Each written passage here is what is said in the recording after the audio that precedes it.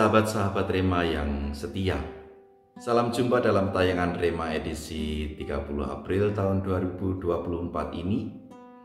Hari ini adalah hari Selasa kelima dalam masa Paskah. Penggalan kitab suci yang akan kita renungkan diambil dari kutipan Injil Yohanes bab 14 ayat 27 sampai dengan 31. Renungan ini saya beri judul Tuhan telah memberikan damai-Nya sekarang. Sahabat-sahabatku yang terkasih, dalam penggalan Injil, Yesus memberikan janji yang sangat indah. Damai-Ku tinggalkan bagimu, damai-Ku berikan kepadamu. Damai yang dicari banyak orang, damai yang dirindukan oleh semua orang. Janji ini masuk dalam konteks pesan perpisahan Yesus pada perjamuan malam terakhir sebelum Yesus ditangkap, sebelum Dia wafat di salib, bangkit dan kembali ke surga. Kita yang orang biasa saja selalu ingin meninggalkan atau memberikan hal yang terbaik dalam sebuah perpisahan, entah itu dalam bentuk bingkisan, dalam bentuk kenang-kenangan, maupun dalam bentuk prestasi. Apalagi sekelas Yesus yang adalah Tuhan, tentu pesan-pesan tinggalannya bukan semata-mata penghias bibir. Janji Yesus ini besar, janji akan damai, damai yang telah ditinggalkan, diwariskan, damai yang akan selalu diberikan. Kita tidak harus order, kita tidak perlu bayar, diberikan gratis dan berlaku lifetime, tanpa syarat dan ketentuan di catatan kaki yang biasanya dicetak kecil-kecil untuk mengelabui kita kalau kita tidak waspada. Memang ada catatan penjelasnya, tetapi tercatat besar langsung di samping kalimat janji itu. Bukan untuk menjebak kita, melainkan memperjelas apa yang dimaksud Yesus dalam janjinya itu. Saudari-saudaraku, ketika Anda ditanya apa damai itu, kapan kamu merasakan damai? Mungkin Anda akan menjawab, kalau sudah tidak ada perang di bumi ini dan tidak ada pertengkaran di sekitar saya. Mungkin ada yang menjawab, ketika sudah menemukan pasangan hidup yang pas, yang cocok untuk hidup berumah tangga seumur hidup. Mungkin ada juga yang menjawab ketika kantong dan saldo bank saya padat berisi rupiah.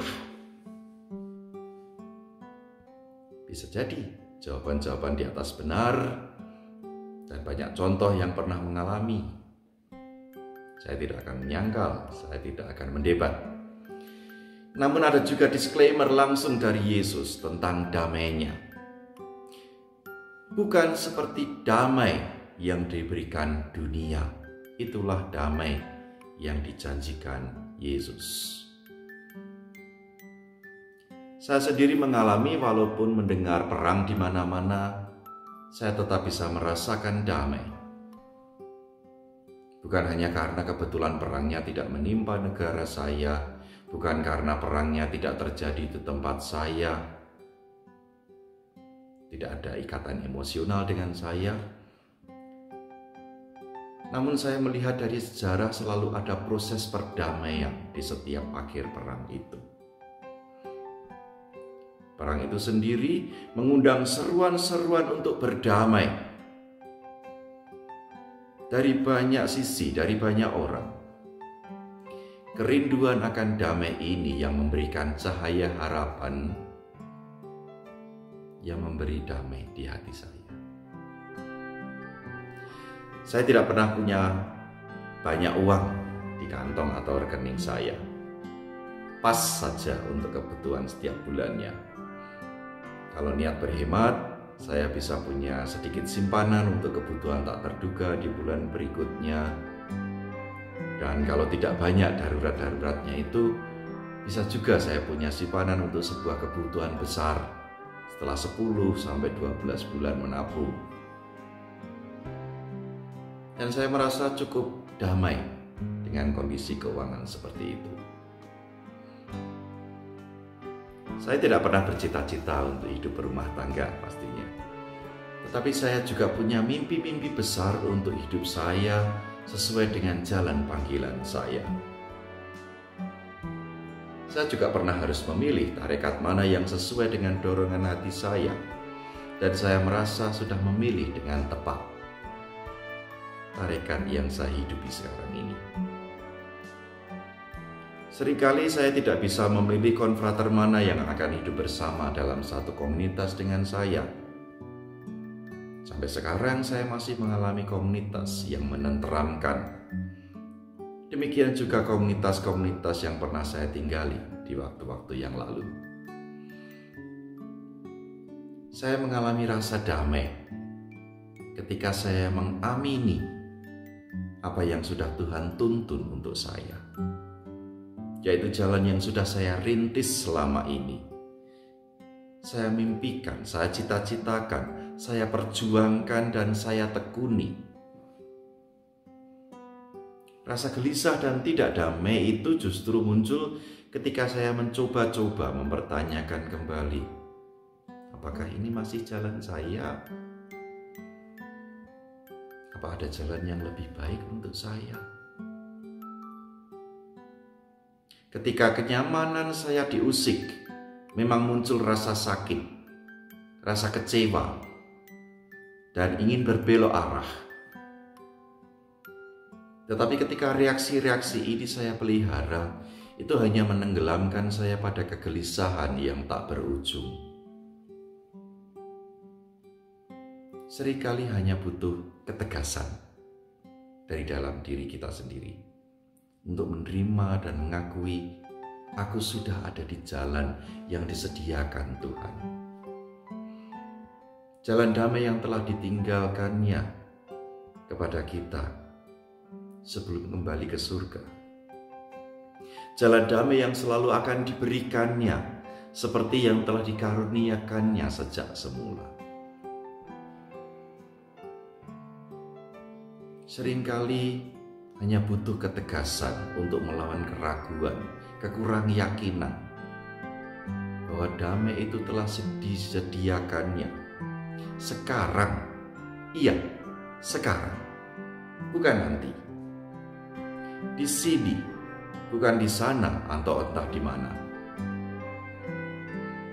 Oleh karena itu, sahabat-sahabatku yang terkasih, bertekunlah dengan apa yang sedang kita jalani sekarang ini. Entah itu menyenangkan, entah menggelisahkan. Bersyukurlah dengan apa yang telah kita miliki saat ini. Entah itu bagus atau kurang memuaskan. Tuhan pasti kasih tahu kok kalau Dia ingin menambah sesuatu dalam hidup kita esok hari. Sementara di hari-hari ini, bertekunlah berjalan seperti hari-hari sebelumnya. Damainya sudah diberikan untuk Anda sekarang ini. Esok pagi ada berkatnya lain lagi untuk Anda. Hari ini saya mohonkan berkat untukmu, untuk Anda semua, teman-temanku, sahabat-sahabatku, supaya kita menjadi pribadi yang semakin mampu mencukupkan diri dengan anugerah-anugerah Allah yang telah kita terima saat-saat ini, dan selalu terbuka mata dan hati jika Allah ingin menambahkan karunia-Nya atas mimpi-mimpi yang kita pelihara dan kita sirami di dalam hati.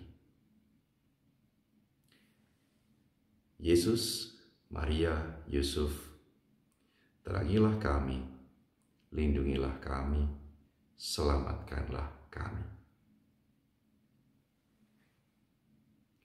Sampai jumpa.